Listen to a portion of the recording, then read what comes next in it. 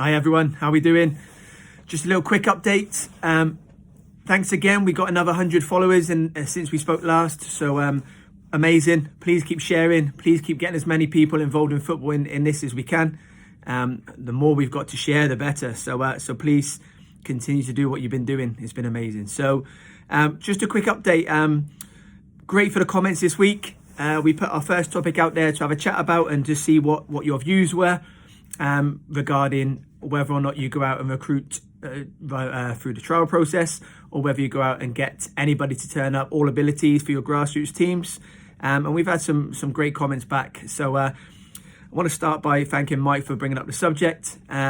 We've had Jason comment on there. He agrees with Mike, and he's had first-hand experience taking teams through and starting from scratch, and then showing that if you keep the group together and you've got good coaching and everybody knows what's happening, that can work out as well. So that was great, and please read the comments on that, and we'll hopefully come back in a bit more detail to that next week.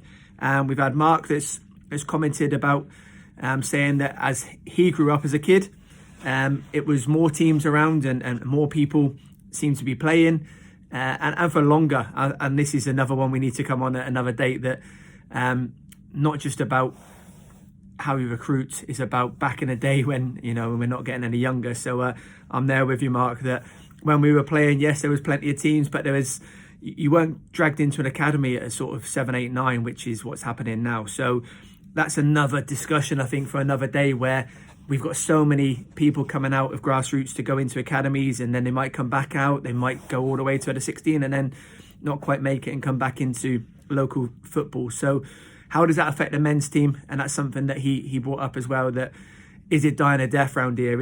Are we struggling because we're getting rid of all the kids that may be coming through and being outstanding, wanting to play the game and making it a social thing where they might go on for the rest of their lives and play? Are we stopping those because we're trying to bring in the best of the best at younger years, and then obviously closing the door on the others that might continue to play for the rest of their lives? Are we making it harder for them? So something else to talk about soon. Phil come up with some great stuff.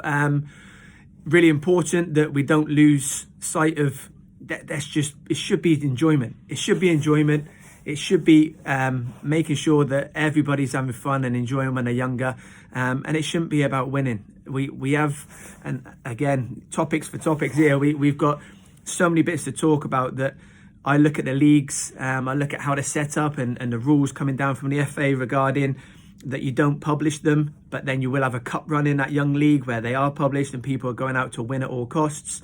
So it's really, really difficult to make sure that are we still getting that right, even though we're not publishing the tables and we're not publishing the scores? Are the clubs still looking at it and knowing who they've beat, who they haven't, etc., etc.? So that's something else to look at. And then Terry's been great. Terry's put lots of comments in regarding what he does is with his company.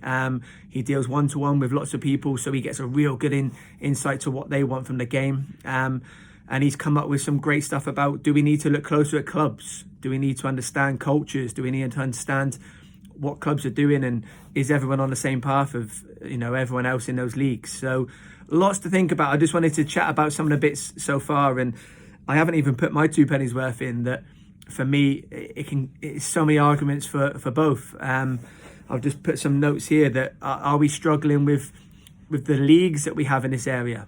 Do we have it where, do you know what, if we're going to bring people in, do we tier the leagues? Do we have enough teams to do that? Do we have enough coaches that are able to bring teams through that might not have the best ability when they first come in, but do we have enough quality coaches that have the time? Because there's a lot of people out there that want to do it, but if you're doing a full-time job and then you're trying to keep on top of everything else, we all appreciate how hard that can be. So, lots and lots of things to discuss, but I still want to take the next few days of this week just to get your comments back on the recruitment, and then it'll hopefully take us off on a different avenue to delve into it a bit deeper. So appreciate your time again.